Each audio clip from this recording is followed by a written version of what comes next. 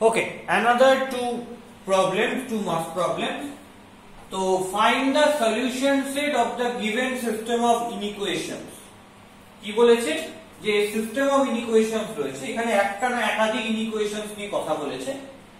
এখান থেকে কি বার করতে হবে? সলিউশন সেট বার করতে হবে। ওকে, এই সিস্টেম অফ ইনইকুয়েশনস। তো ফার্স্টে আমি 3 এর অঙ্কটা করছি। কি বলেছে? 10x by 9 minus 4x minus 1 by 7 greater than 3x minus 2 by 5. এটাকে এলসিএম করি তাহলে কি হবে? 63। 9 দিয়ে করলে 70x minus 7 দিয়ে করলে 9 into 4x minus 1 greater than 3x minus 2 by 5. তাহলে কি আসছে? 70x minus 36x plus 9 by 63 greater than 3x minus 2 by 5. তো 70 minus 36x করলে কি হবে? 34x plus 9 by 63 greater than 3x minus 2 by 5. এবার ক্রস মাল্টিপ্লিকেশন করে দেব। 5 into 34x plus 9 greater than 63 into 3x minus 2. তাহলে 5 into 34 করলে কি হবে? 170x plus 45 greater than 189 x minus 126. একদিকে x গুলো নিয়ে আসি। 170x minus 189x greater than minus 45 minus 126. আর একদিকে কনস্ট্যান্ট গুলোকে নিয়ে যাই। তাহলে এটা থেকে কি পাচ্ছি? 170 minus 189 মানে minus 90 greater than minus minus plus হয়ে যাবে 126 আর 45 করলে প্লাস কি হবে? 160 66 and 5 মানে 171. এই দুদিকে যদি মাইনাস দিয়ে মাল্টিপ্লাই করি তবে তো আমি এটাকে প্লাস করতে পারবো, দুদিকের মাইনাসটা। তার প্লাস করলে কি হবে? মাঝের যে সাইনটা গ্রেটার দ্যান ছিল ওটা লেস দ্যান হয়ে যাবে, কারণ মাইনাস দিয়ে মাল্টিপ্লাই করলে সাইন চেঞ্জ হয়ে যাবে। তাহলে কি হবে? 19x less than 171. তাহলে x less than 19 দিয়ে ডিভাইড করে দিচ্ছি, কত হবে? 9। তাহলে ফার্স্ট কেসেতে এলো x less than 9, মানে জাস্ট এগুলোকে সিম্পলিফাই করলেই চলে আসে। এবার প্রশ্ন এটা হতে পারে যে আগের অঙ্কগুলো সিম্পলিফাই করলে এরকম আসছিল না, এটা কেন এলো? মনে রাখতে হবে আগের অঙ্কগুলোতে, আগের যে সেট অফ প্রবলেমস করেছি সেখানে ডিনোমিনেটরে ভ্যারিয়েবল ছিল, মানে ডিনোমিনেটরে x দিয়ে টার্ম ছিল, তাই জন্য এইভাবে সিম্পলিফাই করে আমি x টাকে পাচ্ছিলাম না। ওকে 0 করতে হচ্ছিল ডান দিকটা, তারপর ডিনোমিনেটর যেটা রয়েছে সেটাকে স্কোয়ার করতে হচ্ছিল, পজিটিভ করতে হচ্ছিল, তারপর নিউমারেটরটা নেগেটিভ না পজিটিভ সেই বিচার করে আমি কাজ করছিলাম, যেমন কিনা অঙ্কে ছিল। কেন করছিলাম? তার কারণ হচ্ছে সেখানে ডিনোমিনেটরে ভ্যারিয়েবল ছিল, কিন্তু খেয়াল করে দেখো এখানে যে সেট অফ প্রবলেমস নিয়ে আমি কাজ করছি এখানে কোথাও কিন্তু ডিনোমিনেটরে ভ্যারিয়েবল নেই, তাই জন্য আমার এখানে ক্যালকুলেশন করা গতানুগতিক যেমন ক্যালকুলেশন করি সেটার মতনই হচ্ছে, সেখানে কোনো প্রভাব পড়ছে না। তার মেইন কারণটাই হচ্ছে ভ্যারিয়েবল, যেটা কিনা ডিনোমিনেটরে নেই এখানে। তো আরেকটা ইনইকুয়েশন কি রয়েছে? 2 into x minus 1 by 5 minus 4x greater than 1 minus 3x by 2 minus 24. এখান থেকে কি পাচ্ছি? 2x minus 2 minus 20x by 5 greater than 1 minus 3x minus 48 by 2. Clear? তাহলে 2x minus 20x করলে কি হবে? minus 18x minus 2, এটাকে 2 দিয়ে মাল্টিপ্লাই করে দিলাম, greater than 5 into minus 3x 1 minus 48 করলে হবে minus 47, তাহলে minus 36x minus 4 greater than minus 15x.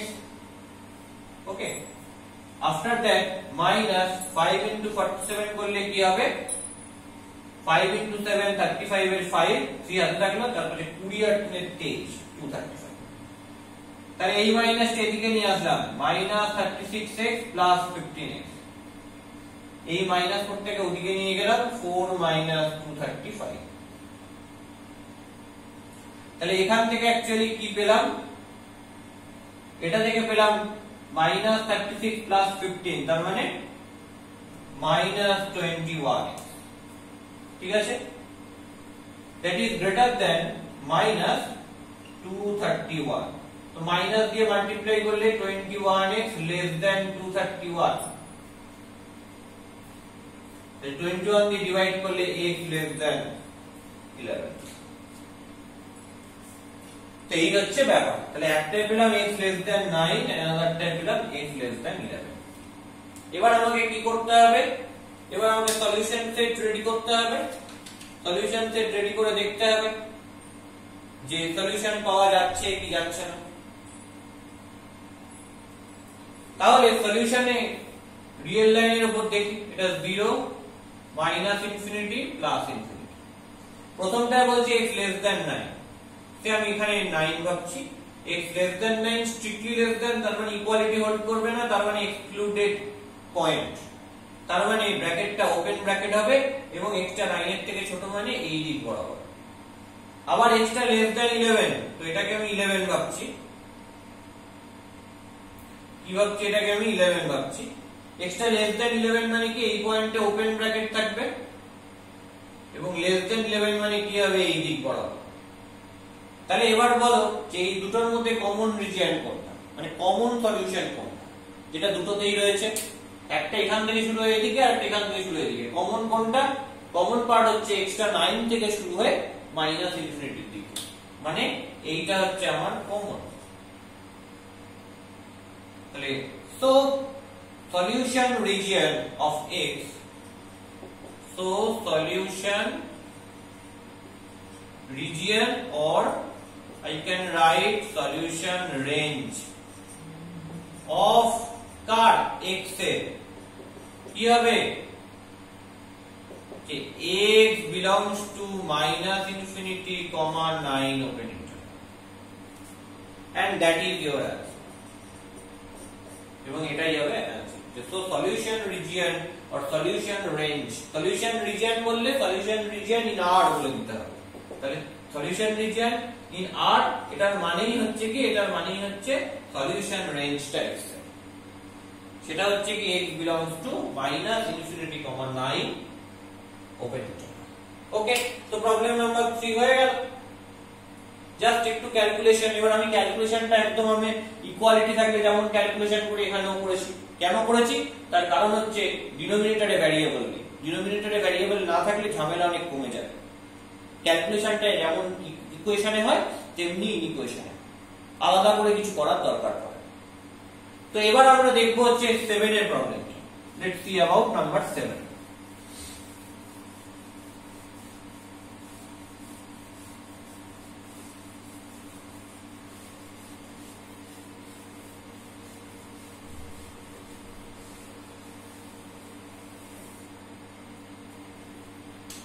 সেভেনেরটা কি বলেছে, -8 less than equal to 4 into x plus 1 less than equal to 7 where x belongs to R। এই জায়গায় দুটো পার্ট রয়েছে, একটা হচ্ছে এই পার্টটা আর আরেকটা হচ্ছে এই পার্ট, তাই দুটোকে আলাদা আলাদা করে নাও।